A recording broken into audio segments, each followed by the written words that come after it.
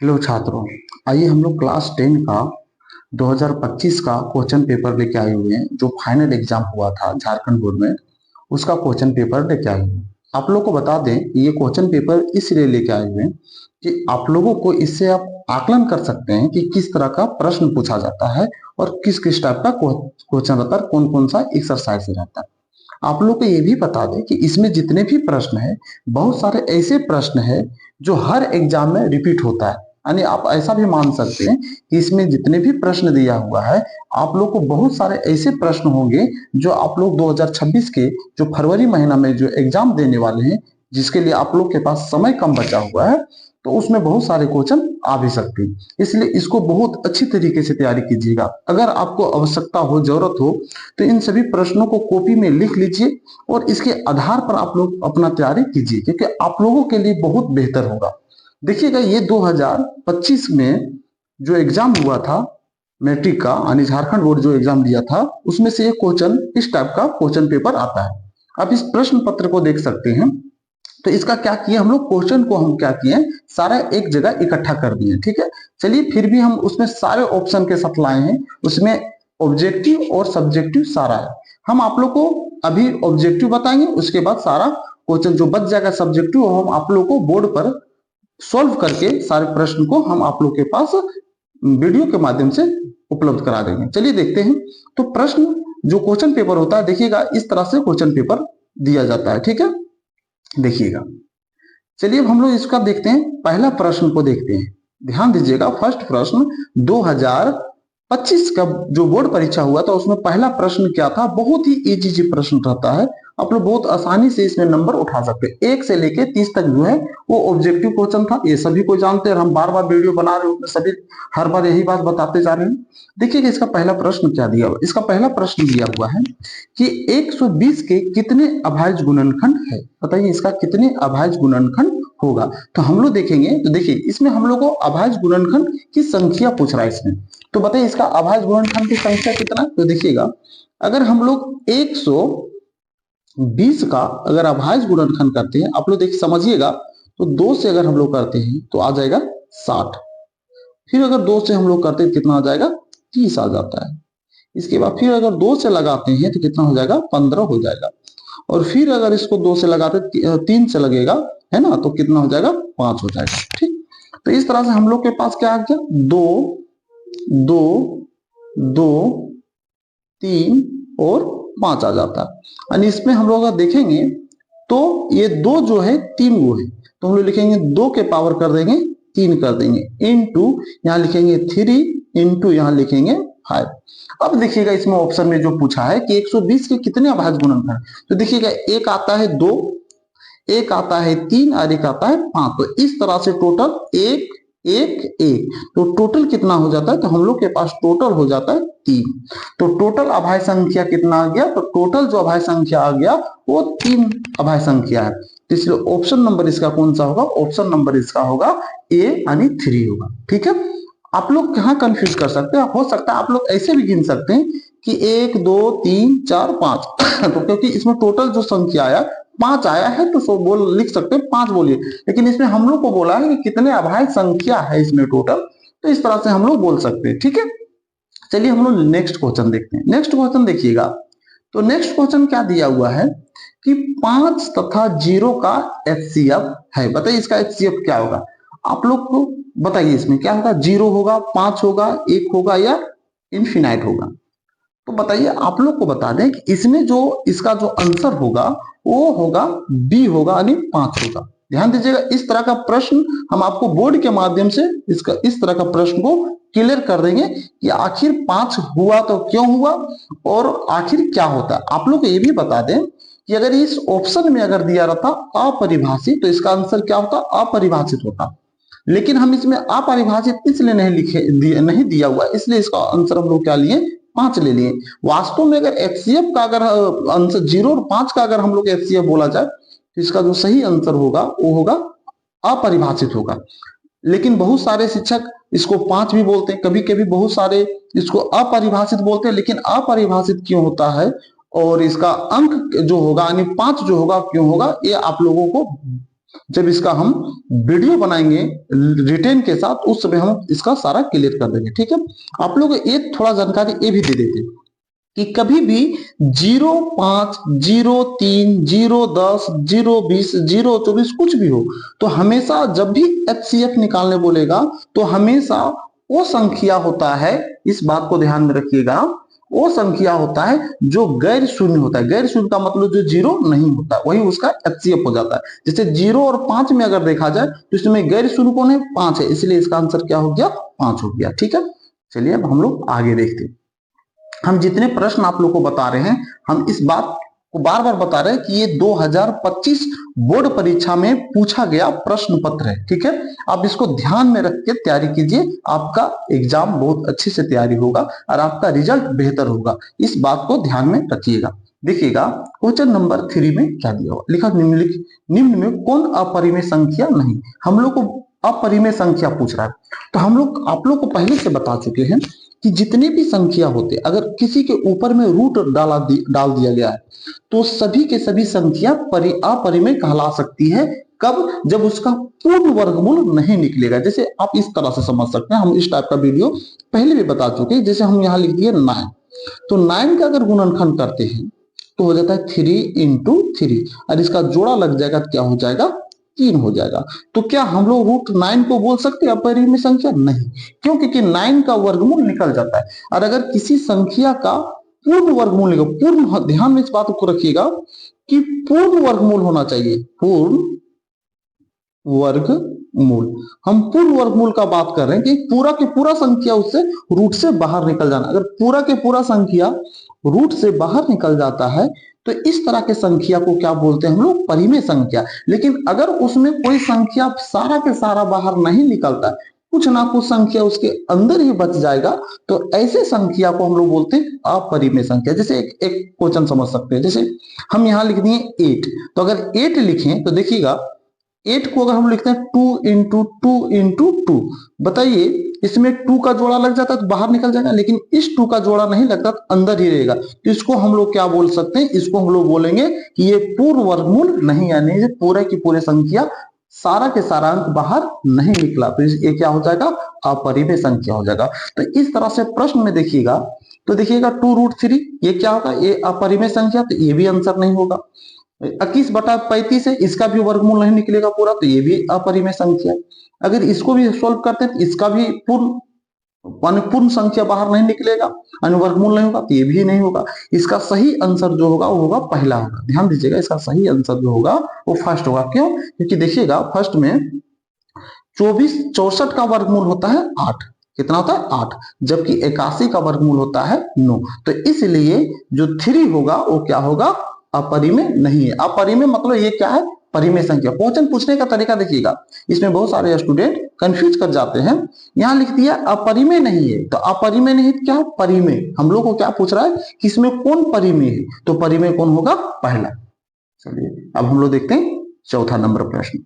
चौथा नंबर प्रश्न भी बहुत ही आसान है। ठीक है, बहुत ही आसान प्रश्न है, क्योंकि सारे के सारे ऑब्जेक्टिव क्वेश्चन, और हम बार बार रिपीट इस बात को करें कि सारा प्रश्न जो लेके आए हैं जो 2025 के बोर्ड परीक्षा में जो पूछा गया वही प्रश्न पत्र है, हूबहू वही प्रश्न पत्र है। सिर्फ इसको अलग तरीके से टाइप के थोड़ा सजा के लिखे हैं, लेकिन सारा प्रश्न पत्र वही है। हम आप लोग को शुरू में ही दिखा दिए थे कि किस तरह का प्रश्न रहता है, किस तरह से पहला पृष्ठ रहता है। ठीक है, देखिए चौथा नंबर प्रश्न क्या था? निम्न में कौन सा द्विघात बहुपद का आलेख नहीं है? आप लोग को बता दें, द्विघात बहुपद का जो आलेख होता है ना, उसका वो जो हमेशा जो आलेख होता है वो होता है परवलय होता है, यानी पाराबोला जिसको बोलते। देखो ये द्विघात बहुपद का जब भी बात करेगा, इस बात को ध्यान में रखिएगा आप लोग कि द्विघात बहुपद का जब भी बात करेगा तो इसका जो आलेख होता है, क्या होता है? आलेख जो होता है ना वो होता है परवलय। याद रखिएगा आप लोग, परवलय होता है। कैसा होता है? परवलय। परवलय का मतलब कि ये कर्व जैसा रहेगा, इस तरह से रह सकता है, ऐसे रह सकता है, ऐसे रह सकता है, ऐसे रह सकता है। तो इस तरह के फिगर जो ड्रॉ किया हुआ रहेगा उसको हम लोग क्या बोलते हैं? परवलय बोला जाता है। अब देखिएगा इस तरह जो हम अभी बताएं, या तो ऊपर से रहे या नीचे से रहे या इस तरह से रहे, इस तरह आप ऐसे समझ सकते हैं कि सेमी सर्कल जैसा रहे, आधा वृत्त के जैसा रहे, जिस पर डिजाइन किया हुआ रहेगा वो परवलय होता है। इसमें देखिएगा किसमें ऐसा है जिसमें इस तरह का कंडीशन नहीं दिया हुआ। तो देखिए ये तो क्या है, ये द्विघात बहुपद के आलेख में आलेख है कि नहीं, तो देखिएगा ये द्विघात बहुपद का आलेख है, ये भी है और ये भी है, लेकिन इसमें कोण नहीं है। तो देखिएगा इसमें देख लीजिए, इसमें जो जो होगा वो होगा आंसर कौन सा होगा, डी होगा। ध्यान दीजिएगा इसमें जो आंसर होगा वो कौन सा होगा, डी होगा, क्योंकि देखिए डी जो है एक बार ऊपर से आया फिर नीचे से चला गया है ना।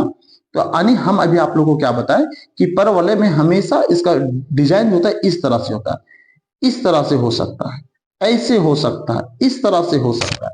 ठीक है, तो चलिए इस तरह से इसका 4 नंबर प्रश्न बन गया। अब हम लोग देखते हैं प्रश्न नंबर 5। प्रश्न नंबर 5 देखिएगा, तो लिखा बहुपद 2 minus x into x minus 1 के शून्य का गुणनफल है, इसका गुणनफल क्या होगा। अब -1 होगा, 1 होगा, -2 होगा या 2 होगा, तो इसका गुणनफल क्या होगा। चलिए हम आप लोग को थोड़ा सा इसका भी समझा देते हैं। देखिए सबसे पहले हम लोग क्या करेंगे, इसको सोल्व कर लेते हैं, क्योंकि ये जो दिया हुआ है देखिएगा 2 दिया हुआ है माइनस, हम लोग इसको तोड़ेंगे ब्रैकेट को, तो x को इस x में गुना करेंगे तो हो जाएगा एक्स स्क्वायर, फिर इस x को 1 में गुना करें तो माइनस इंटू माइनस क्या हो जाएगा, प्लस में हो जाएगा x हो जाएगा। यहां तक आप लोग तो समझ गए होंगे। तो इसको थोड़ा सा पैटर्न को क्या करते हैं, सजा लेते हैं। तो लिखेंगे माइनस एक्स, ध्यान दीजिएगा, ठीक है, प्लस एक्स और प्लस 2 ऐसे होगा। अब हम लोग को क्या बोलता है, शून्यकों का गुणनफल निकालने बोल रहा है। तो शून्यकों का अगर गुणनफल निकालने बोल रहा है तो शून्यकों का गुणनफल क्या होगा। तो देखिएगा शून्यकों का गुणनफल हम आप लोग को बताए थे, तो उसका होता है क्या, सो देखिएगा होता है c बाय ए। क्या होता है, c बाय ए। शून्यकों का गुणनफल क्या होता है, अल्फा इंटू बीटा बराबर होता है c बाय ए। तो c मेरा कितना है, तो देखिएगा यहाँ होता है a, तो a बराबर यहाँ कुछ नहीं तो -1 है, b तो b बराबर यहाँ कुछ नहीं तो यहाँ 1 है ना, और c बराबर कितना दिया हुआ है, 2 दिया। c किसको बोलते हैं, अचर संख्या को।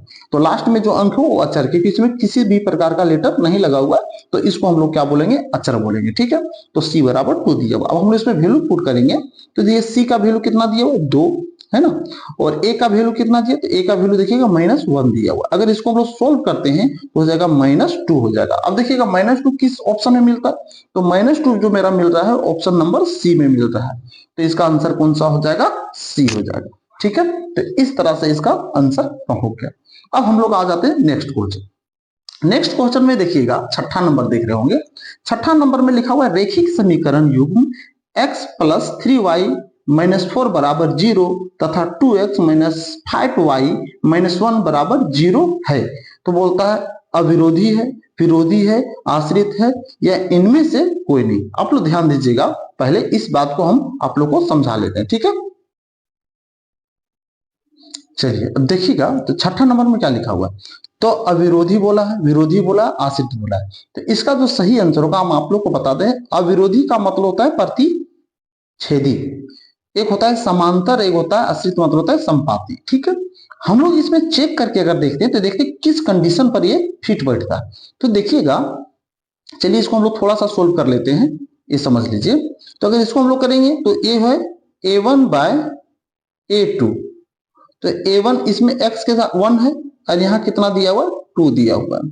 इसी तरह से b1 बाय b2 बराबर कितना दिया हुआ है, तो दिया हुआ है मैं प्लस 3 बटा है ना -5, ये दिया हुआ।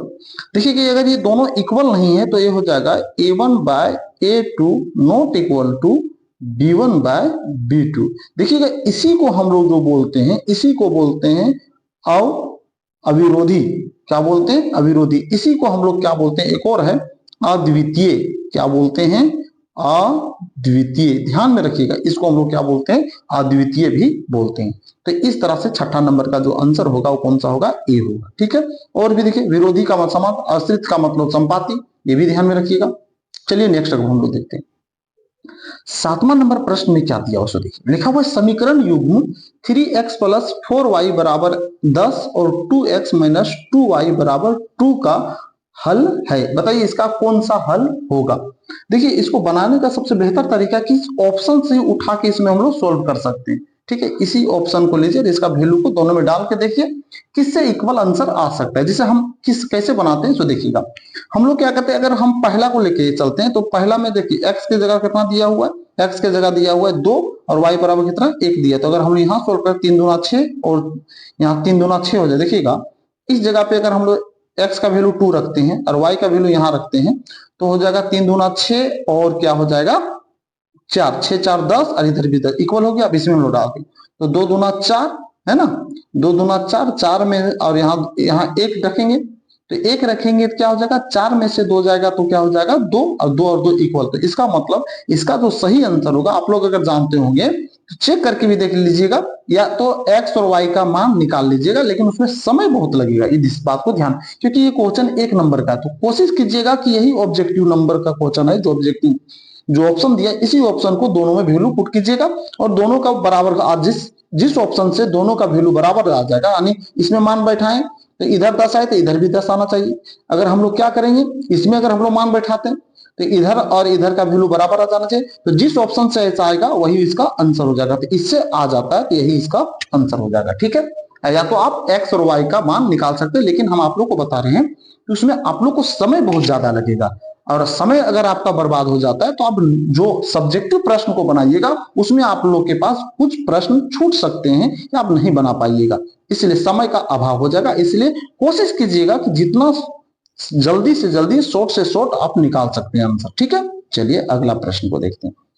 अगला प्रश्न आप लोग देखिएगा तो 1 नंबर में लिखा निम्न में कौन द्विघात समीकरण है। इसमें कौन सा है जो द्विघात समीकरण है, तो इसमें कौन सा होगा। तो देखिएगा इसमें जो आंसर होगा आप ही लोग बताइए इसमें कौन सा आंसर हो सकता है। अगर इसका द्विघात समीकरण का जिक्र कर रहा है तो इसमें कौन सा होगा। तो देखिएगा इस प्रश्न को अगर हम लोग सोल्व करके देखते हैं तो सोल्व करने में तो समय तो बहुत लगेगा, क्योंकि आप लोग को थोड़ा सा बताते हैं द्विघात बराबर की इधर होगा सेम रहेगा तो ये और ये कट जाता है ना।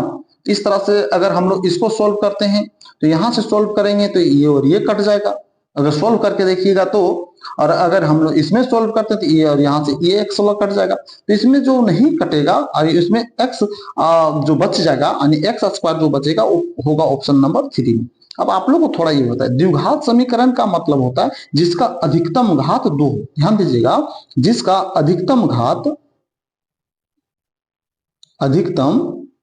क्या होना चाहिए, अधिकतम जो घात रहेगा वो कितना होना चाहिए 2 रहना चाहिए। 2 से कम रहेगा तो भी द्विघात नहीं कहलाएगा द्विघात समीकरण, और अगर 2 से ज्यादा रहेगा तो भी द्विघात समीकरण नहीं कहलाएगा। तो इस तरह से जो इसका ऑप्शन नंबर जो होगा वो कौन सा होगा, तो ऑप्शन नंबर ये आप लोग का बी जो होगा वो सही होगा। ठीक है, चलिए अब लोग नेक्स्ट देखते हैं। देखिए आप लोग सारे स्टूडेंट जितने भी क्लास 10 के हैं और झारखंड बोर्ड के स्टूडेंट, आप लोग को ये भी बता दें कि आप लोग लगभग इस तरह का प्रश्न पढ़ लिए होंगे। हम सिर्फ आपको एक टाइप बता रहे हैं और टाइप नहीं बता रहे हैं। ये 2025 का बोर्ड परीक्षा में जो प्रश्न पूछा गया था उस प्रश्न को लेके हम आप लोग को बताना चाह रहे हैं कि किस तरह का प्रश्न आते। हम इस बात को भी आप लोग को बता दे रहे हैं कि ये प्रश्न जो है बहुत सारे क्वेश्चन जो है जो आप 2026 का बोर्ड परीक्षा दीजिएगा उसमें बहुत सारे प्रश्न इसी टाइप का, या हो सकता है कभी कभी यही प्रश्न आपको मिल जाए। तो उससे अच्छा है कि ये प्रश्न का तैयारी अगर हम अच्छे से कर लेंगे तो हो सकता है कि हम 2026 का जो बोर्ड परीक्षा समय जो कम बचा होगा उसमें अगर हम लोग एग्जाम देते हैं तो मेरा रिजल्ट बेहतर होगा और ऑब्जेक्टिव क्वेश्चन नहीं छूटेगा। और हम आप लोग के लिए हमेशा तत्पर हैं, सब्जेक्टिव भी सारा हम आप लोग को जो क्वेश्चन है वो सारा बताएंगे। ठीक है, चलिए देखिए 9 नंबर लिखा हुआ है a x square plus b x plus c बराबर 0 के 2 भिन्न वास्तविक मूल्य होंगे। बताइए ये कौन सा चैप्टर से जानते हैं, ये चैप्टर है 4 चैप्टर से, है ना। तो 4 चैप्टर से है, तो बताइए जिसका मूल्य जो भिन्न होता है यानी 2 भिन्न वास्तविक मूल्य होंगे, तो बताइए उसमें कौन सा होगा इसका। तो आप लोग जान रहे हैं तो इसका जो होगा हमेशा उसमें जो होता है वो आप पढ़े होंगे तो होता है डी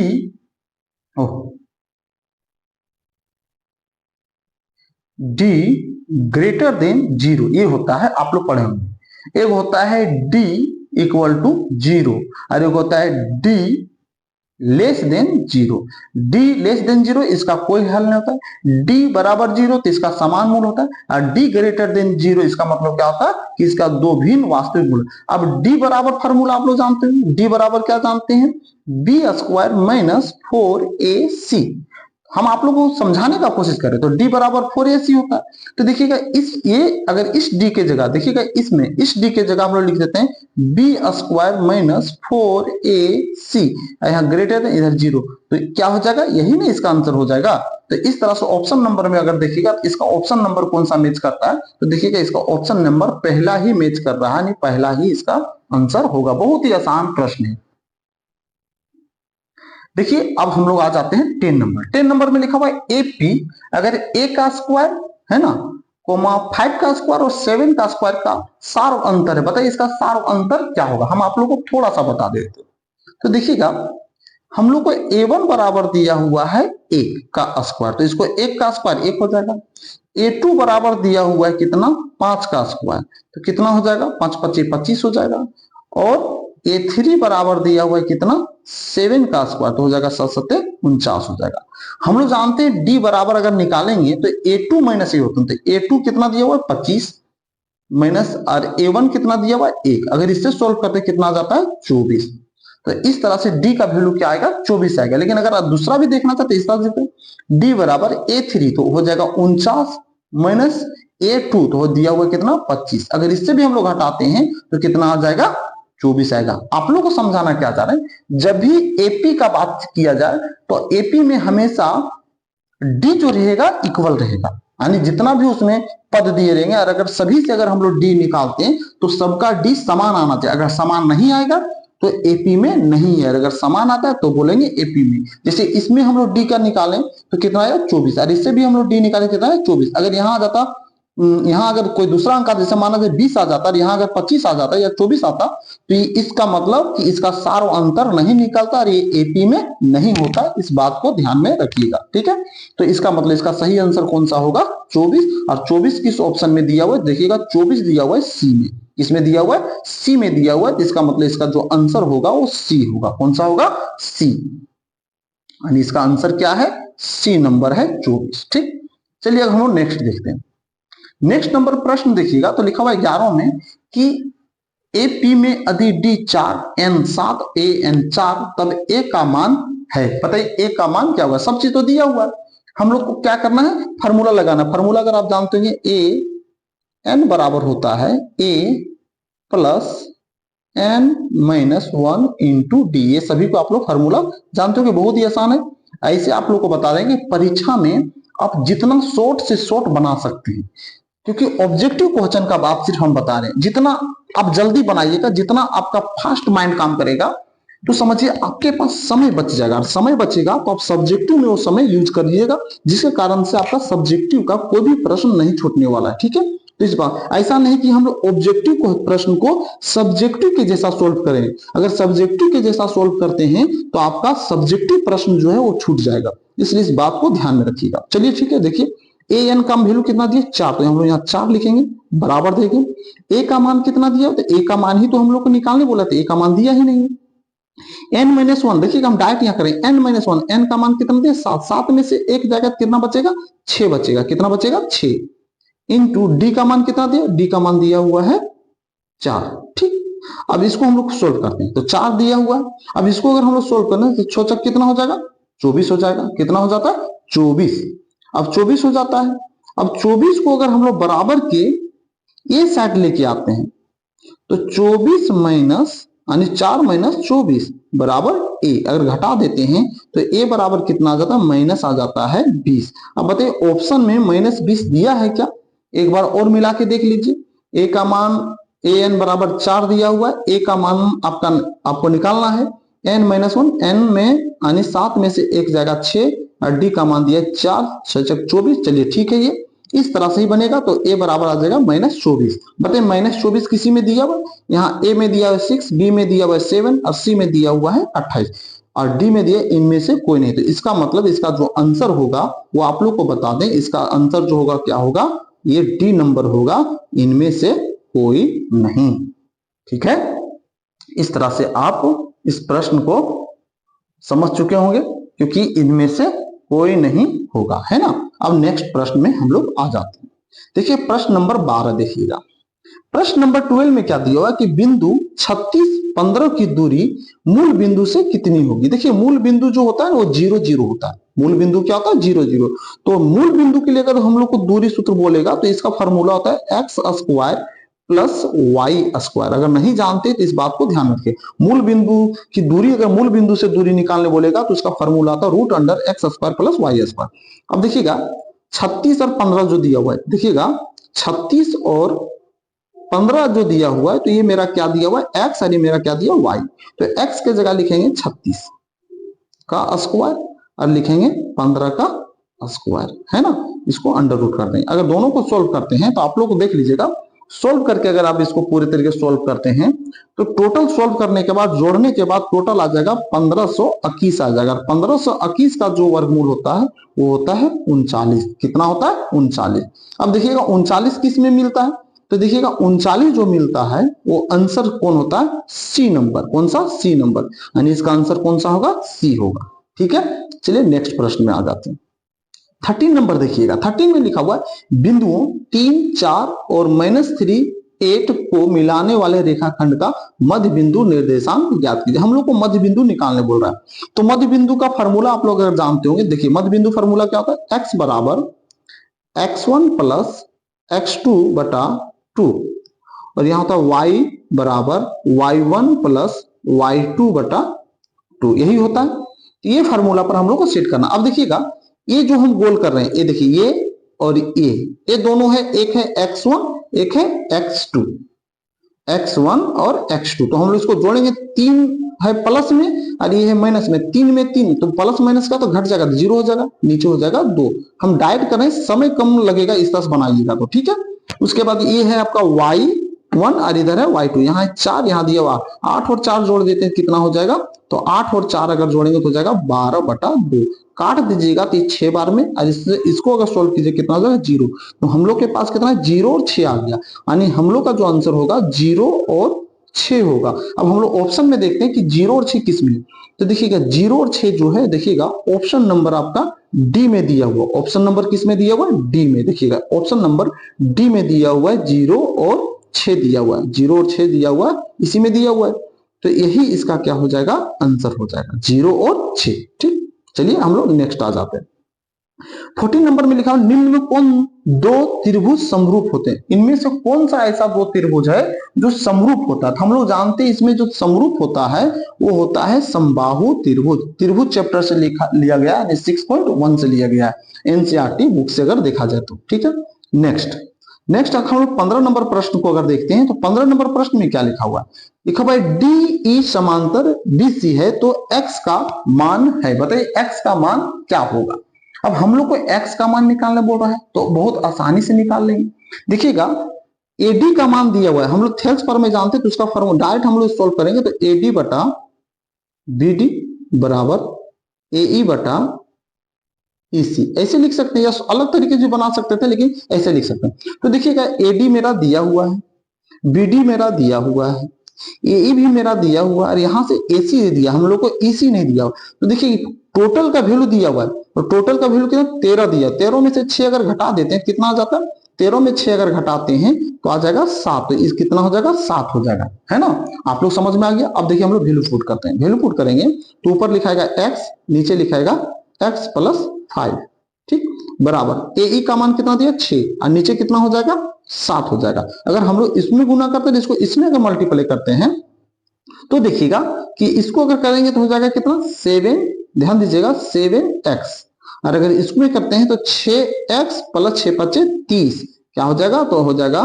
6x प्लस 6 5 30। अब देखिएगा 6x बराबर किधर आएगा तो घट के कितना हो जाएगा, तो अगर घटा देते हैं इसको तो कितना हो जाएगा x हो जाएगा, ठीक, क्योंकि ये 6 अगर इधर आता है माइनस में हो जाएगा, 7 में से 6 जाएगा तो x बचेगा और इधर क्या बच जाएगा 30 बच जाएगा। कितना बच जाएगा 30। अब ऑप्शन में देखिएगा 30 किस में, तो देखिएगा ऑप्शन में A में 20 है ना, एक में 20 दिया हुआ है एक में 25 दिया हुआ, एक में 35 दिया, एक में 30 दिया हुआ। तो इसका मतलब ऑप्शन नंबर जो इसका होगा वो कौन सा सही होगा? डी होगा, क्योंकि इसका आंसर क्या आता है? 30 आता है। तो इसका आंसर क्या होगा? ये वाला होगा। ठीक, चलिए अब लोग नेक्स्ट आ जाते हैं। नेक्स्ट नंबर देखिएगा 16 नंबर। 16 नंबर में हम लोग को प्रश्न क्या दिया हुआ सो देखिएगा। 16 में दिया हुआ है कि यदि त्रिभुज ए बी सी समरूप त्रिभुज पी क्यू आर, तो बी बराबर दिया हुआ है 47 और आर बराबर दिया हुआ है 83, तो कौन ए का मान? जैसे इस तरह का एक त्रिभुज है, समझिएगा आप लोग। ठीक, ये हो गया आपका ए, यहाँ है बी, यहाँ है सी, यहाँ है पी, यहाँ दिया हुआ है क्यू, यहाँ दिया हुआ है आर। इस बात को ध्यान में रखिएगा। देखिएगा बी का वैल्यू दिया हुआ है कितना? इसका वैल्यू दिया हुआ है 47 और यहाँ आर का वैल्यू दिया हुआ है 83। तो देखिएगा बी के बराबर है क्यू, बी के बराबर कौन है? क्यू, और सी के बराबर है आर। तो अगर ये 83 है तो इसका मतलब ए भी कितना होगा? 83 यानी 83 होगा। हम लोग को ए का मान निकालना होगा, तो ऐसे हम लोग लिखेंगे। देखिएगा अगर कोण बी बराबर दिया हुआ है 47 है ना, तो कोण यहाँ बी लिखे ही नहीं, बी, और कोण सी बराबर कितना हो जाएगा? 83 हो जाएगा। तो ए का मान हम लोग को निकालो, तो लिखेंगे कोण ए प्लस कोण बी प्लस कोण सी बराबर 180 डिग्री। त्रिभुज के तीनों कोणों का योग कितना होता है? 180 डिग्री। अब इसमें अगर हम लोग वैल्यू पुट करते हैं तो कोण ए ही रहेगा, यहाँ हो जाएगा प्लस यानी 47 प्लस यहाँ हो जाएगा 83 बराबर 180। अगर दोनों को जोड़ के घटा देंगे तो आप लोग को पता है 130 होता है दोनों को जोड़ना। 130 अगर 180 में घटेगा तो आंसर क्या आएगा? कोण ए का जो मान आएगा वो क्या आएगा? 50 डिग्री आएगा। क्या आएगा? 50 डिग्री। तो 50 डिग्री ऑप्शन में किस में दिया हुआ है? ए में दिया हुआ। तो इसका आंसर जो होगा वो क्या होगा? ए नंबर होगा। ठीक है, चलिए अगला 17 नंबर प्रश्न देखिएगा। 17 नंबर प्रश्न में लिखा है बिंदु Q से किसी वृत्त की स्पर्श रेखा की लंबाई 24 सेंटीमीटर और केंद्र से Q की दूरी 25 सेंटीमीटर, तो वृत्त की त्रिज्या क्या होगा? देखिए इसमें बनाने के लिए समय बहुत लगेगा, इसलिए इसमें इस तरह सोच लीजिए कि हम लोग को लंब निकालने बोला। एक वृत्त इस तरह से बनाते हैं तो इस तरह से फिगर ड्रॉ कर सकते हैं इसका, ऐसे करके, है ना। तो ये आपका दिया हुआ है 24, ये दिया हुआ आपका 25। हम लोग को ये निकालने बोला है, क्या? ये यानी लंब। कर्ण दिया हुआ, आधार दिया हुआ, तो कर्ण का स्क्वायर, ध्यान दीजिए, कर्ण का स्क्वायर यानी 25 का स्क्वायर 625 माइनस 24 का 576। अगर ये दोनों को घटा देते हैं तो कितना आ जाएगा? अगर ये दोनों घटाइएगा तो यानी 15 में से 6 जाएगा तो कितना बचेगा? 15 में 6 जाता है तो यहां से बचेगा 9 यानी 49 होगा। और 49 का वर्गमूल कितना होता है? 7 होता है। तो ऑप्शन नंबर कौन सा इसका मैच करेगा? ऑप्शन नंबर देखिएगा ये फर्स्ट ही करेगा, 7 सेंटीमीटर। ठीक है, तो इस तरह से आंसर हो जाता है। हम आप लोग को थोड़ा सा समय इसलिए ले रहे हैं कि आप लोग को थोड़ा सा बताना पड़ रहा है। भले ही शॉर्ट में कुछ होना है, कुछ इसके जानकारी दे दे रहे हैं, लेकिन अगर आपके पास परीक्षा देने बैठते हैं तो आप इस तरह के प्रश्नों को जितना जल्दी हो सके, जितना शॉर्ट ट्रिक से बना सकते हैं उतना जल्दी बना दीजिएगा। लेकिन ये भी ध्यान में रखिए कि आपका आंसर सटीक आना चाहिए। ठीक है, चलिए 18 नंबर प्रश्न लिखा हुआ है वृत्त के दो बिंदुओं पर प्रतिच्छेद करने वाले रेखा को क्या कहते हैं? बहुत ही आसान है। वृत्त के दो बिंदुओं पर प्रतिच्छेद करेगा, जैसे एक वृत्त ऐसे खींचे, अब इस तरह से हम लोग इस तरह करेगा तो एक जगह यहां करेगा, एक यहां करेगा। तो जब एक वृत्त के दो बिंदुओं पर प्रतिच्छेद करता है अलग अलग जगह पे, तो उसको हम लोग बोलते हैं छेदक रेखा। क्या बोलते हैं? छेदक रेखा। चलिए इसका आंसर नंबर कौन सा हो जाएगा? सी हो जाएगा।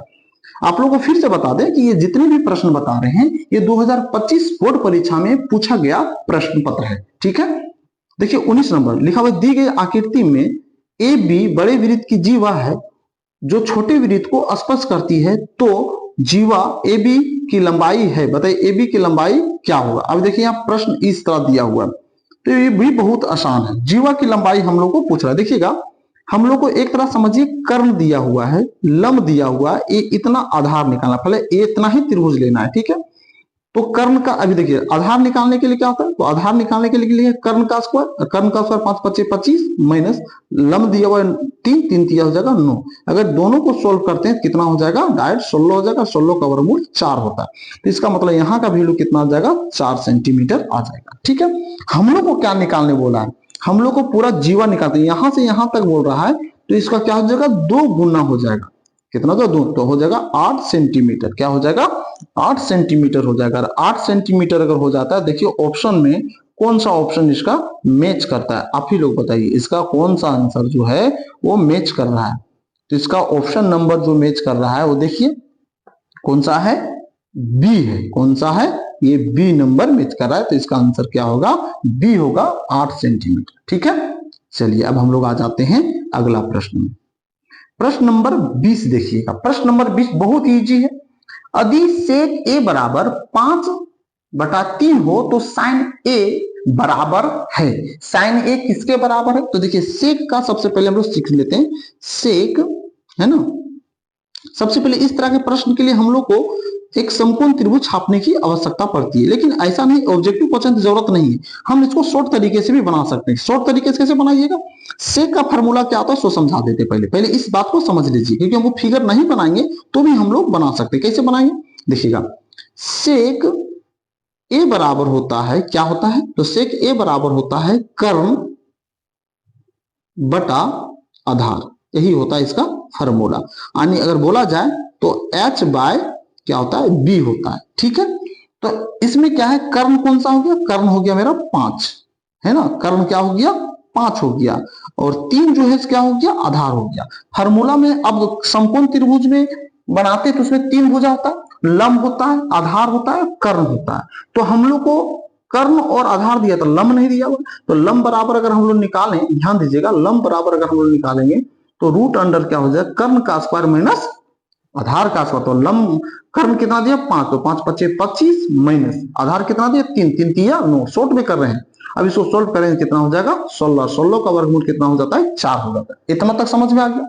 अब 4 जब आ गया तब हम लोग को साइन ए निकालने बोलते हैं। साइन का फार्मूला क्या होता है, तो साइन ए बराबर होता है लंब बटा कर्ण, क्या होता है, लंब बटा कर्ण होता है। ठीक है, क्या होता है, कर्ण होता है। तो लंब मेरा कितना दिया, लंब अभी हम लोग निकाले 4, और कर्ण कितना दिया हुआ 5, तो इसका आंसर आ गया 4/5। तो 4/5 किसमें, तो 4/5 देखिएगा ऑप्शन नंबर आपका पहला में ही मैच कर जा रहा है, तो इसका मतलब आंसर ये होगा। कितना आसान सा प्रश्न है ये सब, आप लोग ध्यान दीजिएगा।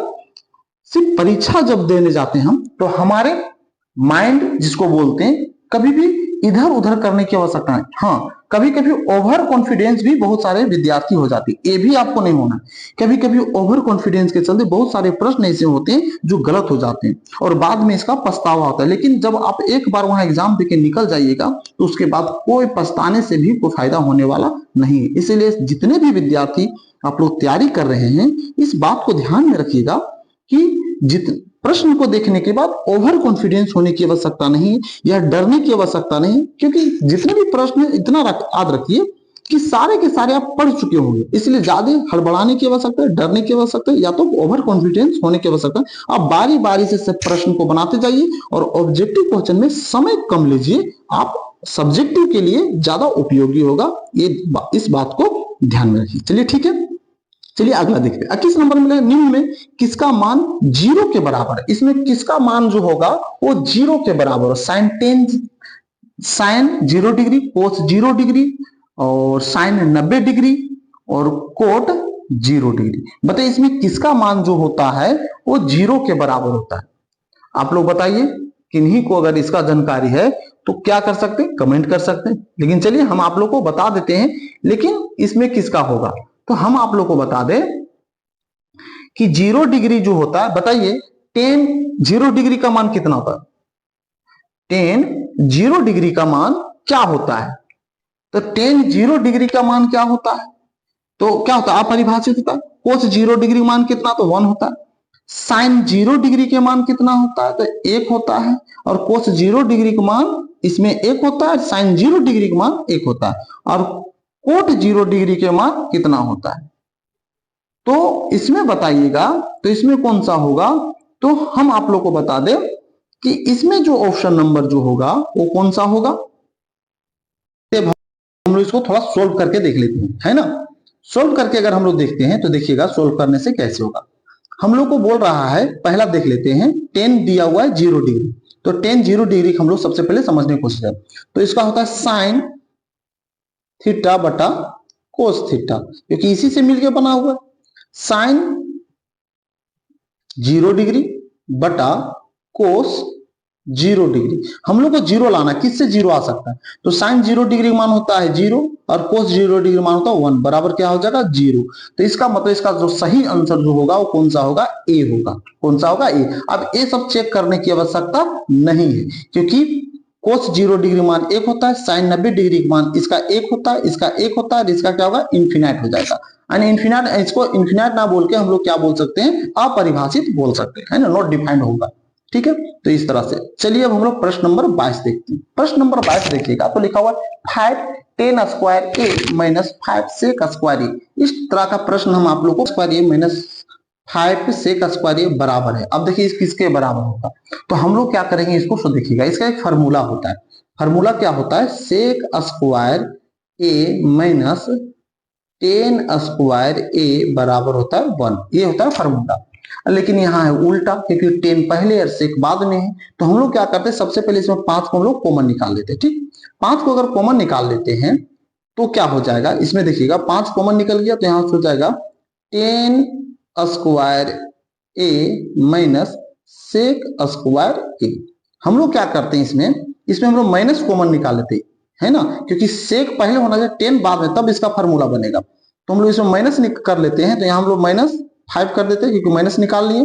तो अब ये जगह 10 जो है माइनस में हो गया, तो अब हम इसको लिख सकते हैं सजा के सेक स्क्वायर ए माइनस 10 स्क्वायर ए। तो इतना का वैल्यू होता है 1। कितना होता है? 1 होता है। तो यहाँ 1 लिखेंगे, गुना करेंगे -5 आएगा। तो 5 -5 किसमें? ऑप्शन नंबर में है, तो बी में। अगर किसी छात्र को समझ में नहीं आया होगा तो एक बार अपने से इस प्रश्न को लेके आप सोल्व कीजिएगा, आपको बेहतर तरीके से समझ में आ जाएगा। क्योंकि अभी हम आप लोगों को सिर्फ इसका सटीक आंसर, जो सही आंसर उसको बताने का कोशिश कर रहे हैं। ठीक है, चलिए नेक्स्ट देखते हैं 23 नंबर। 23 नंबर प्रश्न में देखिएगा, लिखा हुआ है कि sine theta into cot theta का व्युत्क्रम कर्म है। अब बताइए sine theta into cot theta का व्युत्क्रम कर्म क्या होगा? तो अगर इसका व्युत्क्रम के बारे में बोला जाए तो क्या हो सकता है बताइए। तो सबसे पहले इसको हम लोग सोल्व करके देख लेते हैं, है ना। इसको क्या करेंगे? सोल्व करके देखेंगे। तो देखिएगा, लिखेंगे साइन थीटा इंटू कोट का क्या होता है? तो होता है कोस थीटा बटा साइन थीटा। यही तो होता है। ये और ये कैंसिल आउट हो गया, यानी कट गया। तो मेरे पास क्या बच गया? बच गया कोस थीटा। अब बताइए कोस थीटा का हम लोग को बोलता है व्युत्क्रम करने बोल रहा है। क्या करने बोल रहा है? व्युत्क्रम। तो सबसे पहले अगर इसका व्युत्क्रम कर्म अगर करते हैं, रेसिप्रोकल करते हैं, तो कोस थीटा का रेसिप्रोकल क्या होगा? 1 कोस थीटा। और इसका जब इसको सोल्व करते हैं क्या हो जाएगा? Sec theta. इस बात को ध्यान में रखिएगा, जब भी व्युत्क्रम यानी रेसिप्रोकल करने को बोलता है तो जो कोई भी अंक हो वो हमेशा हर बन जाएगा और उसके ऊपर क्या हो जाएगा? 1 हो जाएगा। तो कोस थीटा हम लोग भले लाए सोल्व करने, लेकिन ये बोल रहा था इसका व्युत्क्रम होना चाहिए, तो इसलिए इसके ऊपर में 1 बटा कोस थीटा। और 1 बटा कोस थीटा जो होता है वो किसका फार्मूला से, किसका फार्मूला क्या बनाता है? सेक थीटा बनाता है। इसका ऑप्शन में सेक थीटा दिया हुआ, यानी सेक दिया हुआ है, तो सेक दिया होगा। ऑप्शन नंबर कौन सा दिया हुआ है? सी। तो इसका ऑप्शन नंबर कौन सा होगा? सी होगा। चलिए ठीक है, अब हम लोग आ जाते हैं 24 नंबर प्रश्न में। 24 नंबर प्रश्न में लिखा हुआ है कि एक मीनार से 100 मीटर दूर स्थित बिंदु पर मीनार का उन्नयन कोण 60 डिग्री, मीनार की ऊंचाई ज्ञात कीजिए। बहुत ही आसान क्वेश्चन है 9 चैप्टर से। ठीक है, तो 9 चैप्टर से प्रश्न दिया हुआ है, बहुत ही आसान है। अगर इसको आप सोल्व कीजिएगा तो देख सकते हैं। सबसे पहले हम लोग को क्या बोला, इस तरह से एक प्रश्न है। सबसे पहले हम लोग समकोण त्रिभुज बनाएंगे, है ना। हम लोग को इसको निकालने बोल रहा है। मीनार की दूरी दे दिया है 100 मीटर दे दिया हुआ है। ठीक, अब हम लोग को कोण दिया हुआ है 60 डिग्री। ठीक है, यहां दिया हुआ कोण, इससे हमको लेना देना नहीं। अब फार्मूला अगर हम लोग लिखेंगे तो 10 60 डिग्री बराबर क्या होता है? लंब बटा आधार। लंब मेरा, इसको हम लोग ए मान लेते हैं, इसको बी मान लेते हैं, इसको हम लोग क्या मान लेते हैं? सी। हम आप लोगों को सोल्व करके समझा रहे हैं कैसे। तो ए बी नहीं दिया हुआ, ए बी ही तो मीनार की ऊंचाई, और आधार दिया हुआ है 100 मीटर। ठीक है, अब इसमें हम लोग सोल्व करते हैं तो इसका मान होता है √3 बराबर ए बी बटा 100 मीटर। ठीक, अब यहाँ कुछ क्रॉस मल्टीपल गुना करेंगे तो हो जाएगा ए बी बराबर 100√3। यही हो जाएगा। तो ऑप्शन नंबर किस में मिलता है? तो ऑप्शन नंबर देखिएगा पहला में मिलता है, तो यही इसका सटीक आंसर हो जाएगा और सही हो जाएगा ये, है ना। इस तरह से चलिए अब हम लोग आ जाते हैं 25 नंबर प्रश्न में। 25 नंबर प्रश्न में लिखा हुआ है कि कोण यानी थीटा एवं त्रिज्या r वाले त्रिज्यखंड की चाप की लंबाई क्या होगा? तो चाप की लंबाई इसमें कौन सा होगा? तो चाप की लंबाई होता है, दो होता है, देखिएगा चाप की लंबाई एक होता है थीटा बाय 360 डिग्री 2πr, और एक इसी को सोल्व करते हैं तो हो जाएगा क्या, theta by 180 degree pi r. अब देखिए कि इसमें मैच करके देखिए कौन सा ऐसा हो सकता है या इसका कौन सा होगा। तो आप ही लोग बताइए। तो इसमें देखिएगा ये तो होगा नहीं, है ना, क्योंकि अगर ये अगर रहेगा तो इसमें थीटा नहीं दिया हुआ, ये भी नहीं होगा क्योंकि इसमें थीटा दिया ही नहीं है। इसमें थीटा दिया, इसमें थीटा दिया है, लेकिन इसमें जो थीटा दिया है यहाँ थीटा क्या होना चाहिए, देखिएगा 2πr, और थीटा भी रहना चाहिए, नहीं है। और 360 दिया हुआ, क्योंकि अगर सिर्फ पाई आर दिया हुआ है तो वहां कितना नीचे होना चाहिए, 180 होना चाहिए, तो नहीं है, तो ये भी नहीं होगा। तो इसका मतलब ये आंसर ये होगा। अब आंसर इसलिए होगा कि 2 थीटा पाई आर। देखिए इसको सोल्व करेंगे, अगर इस प्रश्न को अगर हम लोग सोल्व कर देते हैं तो जगह 2 थीटा पाई आर और नीचे क्या दिया हुआ है 360, तो ये हो जाएगा। तो इसलिए इसका ऑप्शन नंबर कौन सा होगा, सी होगा। तो इस तरह से आप लोग का 24-25 तक का प्रश्न कंप्लीट हो गया। अब हम लोग 26 नंबर प्रश्न देखते हैं। 26 नंबर में लिखा है एक त्रिज्यखंड का क्षेत्रफल 132/7 सेंटीमीटर है जिसका कोण 60 डिग्री है, तो वृत्त की त्रिज्या होगी, वृत्त की त्रिज्या क्या होगी वो बताइए। तो इसका वृत्त की त्रिज्या जो होगी वो हम आप लोग को बता देते हैं। इसकी वृत्त की त्रिज्या जो होगी वो 6 सेंटीमीटर होगी। कितना होगी, 6 सेंटीमीटर। आप लोग सोल्व करके देखिएगा इस प्रश्न को कैसे 6 सेंटीमीटर। अगर नहीं आता है और नहीं समझ पाते हैं तो कमेंट के द्वारा हमसे बोलिएगा, हम इस प्रश्न को सोल्व करके दिखा देंगे। ठीक है, एक प्रश्न आपके लिए रह गया सोल्व करने का। 27 नंबर प्रश्न देखिएगा। तो 27 नंबर प्रश्न क्या दिया हुआ है कि ऊंचाई 2.4 सेंटीमीटर और व्यास 1.4 सेंटीमीटर वाले ठोस बेलन में इसी ऊंचाई और इसी व्यास का एक शंक्वाकार खोल काट लिया जाता है, तो शंक्वाकार खोल का वक्र पृष्ठीय क्षेत्रफल क्या होगा। बताइए इसका क्या होगा वक्र पृष्ठीय क्षेत्रफल। इसका सही जो आंसर होगा वो हम आप लोग को बता दें। इसका सही आंसर जो होगा वो होगा 5.5। इसको भी सोल्व करके आप देखिएगा जिन जिन प्रश्नों को, क्योंकि ये सब थोड़ा सा लंबा बनेगा तो इसमें क्या है कि इसमें आप लोगों को बताना थोड़ा असुविधा हो जाएगा, लेकिन आप लोग इसको आसानी से बना सकते हैं क्योंकि बेलन दिया हुआ उसी से काट कर क्या किया जाता है, शंकु बना दिया जाता है। तो शंकु का वक्र पृष्ठीय क्षेत्रफल निकालने बोल रहा है। चलिए ठीक है, नेक्स्ट देखते हैं। अगला देखते हैं 27 नंबर हो गया। 28 नंबर देखते हैं। 28 नंबर प्रश्न में आप लोग देखिएगा क्या है कि एक ठोस घनाभ के आकार की जिसकी विमाई 15 सेंटीमीटर, 10 सेंटीमीटर, 3.5 सेंटीमीटर, ठोस का आयतन निकालने बोला। तो हम लोग जानते हैं ठोस यानी घनाभ का आयतन होता है L गुने B गुने H। क्या होता है, L गुने B गुने H, यानी L, ध्यान दीजिएगा, L गुने B गुने H। सबको क्या करना है, गुना कर देना है। सबको अगर गुना करते हैं तो देखिएगा क्या हो जाएगा, इसको इसमें गुना करेंगे तो 35 हो जाएगा, और 35 को 15 से गुना कीजिए क्या होगा, तो हो जाएगा 5 × 5 = 25 और 5 दिया 15 × 2 = 17, फिर यहाँ से हो जाएगा 5, यहाँ से हो जाएगा 3, और जोड़ते हैं 5 2 525।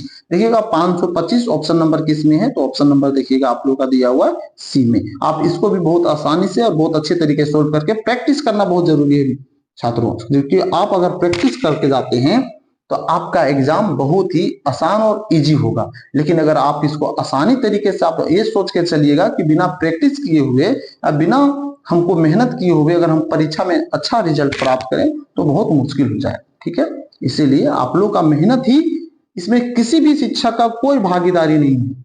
इसमें आप जितना मेहनत आप कीजिएगा वही आपका परीक्षा का परिणाम होगा, क्योंकि आप लोग के पास अब समय बहुत कम बचा हुआ है। चलिए देखिए अब 29 नंबर, प्रथम 10 अभाज्य संख्याओं की माध्यिका है। बताइए प्रथम 10 जो अभाज्य संख्या होगा वो कौन कौन सा होगा, प्रथम 10 अभाज्य संख्या जो है वो कौन कौन सा होगा। तो हम आप लोग को बता दें इसका प्रथम 10 अभाज्य संख्या जो है वो अगर हम लोग लेके चलते हैं तो चलिए इसको भी देख लेते हैं सोल्व करके, है ना। प्रथम 10 अभाज्य संख्या कौन कौन सा है, तो देखिएगा 2 3 5 7 11 13 17, है ना। 17 के बाद क्या हो जाएगा, 17 के बाद हो जाएगा 19, 1 2 3 4 5 6 7 8, उसके बाद हो जाएगा 23, और एक हो जाएगा 29। इस तरह से हो जाएगा। अब इसको अगर हम लोग सॉल्व करेंगे तो सॉल्व करके ये चेक कर सकते हैं या देख सकते हैं कि कौन सा पद इसमें आता है। जैसे भी हम आप लोग को बता दें कि 10 अभाज्य संख्या है, तो इसमें हम लोग जान चुके मादे का, तो इसका एक फार्मूला होता है। उस फार्मूला के आधार पर अगर हम लोग सेट करते हैं तो ये होता है n/2 और एक होता है n/2 + 1 और बटा में होता है 2। इसका फार्मूला होता है, ठीक है। तो इस फार्मूला पर अगर हम लोग सेट करेंगे, सोल्व करके देखिएगा, तो इसका जो सही आंसर आएगा ना वो आएगा 12 आएगा। क्या आएगा? 12। ठीक है, आप लोग सोल्व करके देख लीजिएगा। ये 29 नंबर प्रश्न हो गया। अब 30 नंबर प्रश्न को देखिएगा। 30 नंबर निम्नलिखित में कौन सी संख्या किसी घटना की प्रायिकता नहीं हो सकता। आप लोग को बता दें, कोई भी संख्या जो होता है उसकी घटना की प्रायिकता कभी भी माइनस में नहीं हो सकता, ठीक है, और 1 से बड़ी नहीं हो सकती। ध्यान में रखिएगा कि प्रायिकता हमेशा 1 से बड़ी जो होती है वो नहीं हो सकती है, और कोई भी संख्या की प्रायिकता जो होगा या कोई भी प्रायिकता जो होगा वो ऋणात्मक नहीं हो सकती है ना, ऋणात्मक नहीं होगी। ठीक, ना तो 1 से बड़ी होगी ना तो ऋणात्मक होगी। क्या हो सकता है? या तो 0 हो सकता है या 1 के बराबर हो सकता है। 0 या 1 के बराबर हो सकता है, यानी 0 से बड़ी हो सकती है लेकिन 1 से बड़ी नहीं हो सकती। इस बात को ध्यान में रखिएगा। कभी कभी प्रश्न ऐसा पूछ देता है कि क्या 0 से जो बड़ी संख्या होती है क्या वो प्रायिकता संभव है, तो हाँ, लेकिन 1 से बड़ी जो संख्या रहेगी या 1 से अधिक जो अब आ जाएगी तो प्रायिकता संभव नहीं है। 1 हो सकती है या 1 के बराबर। तो इस तरह से इसका आंसर जो होगा वो कौन सा होगा, क्योंकि इसमें पूछा है घटना की प्रायिकता नहीं हो सकती, तो ऑप्शन नंबर होगा बी यानी -1.5। तो यही इसका आंसर होगा। और इस तरह से आप लोग का जो 2025 में जो बोर्ड परीक्षा में ऑब्जेक्टिव क्वेश्चन जो पूछा गया था, इन सभी प्रश्नों का समाधान कर दिए। आप लोग इन सभी प्रश्नों को कॉपी पर लिख कर भी आप बहुत अच्छी तरीके से तैयारी कीजिए, क्योंकि हो सकता है इस तरह का प्रश्न या हो सकता है यही बहुत सारे प्रश्न एग्जाम में पूछ दे, क्योंकि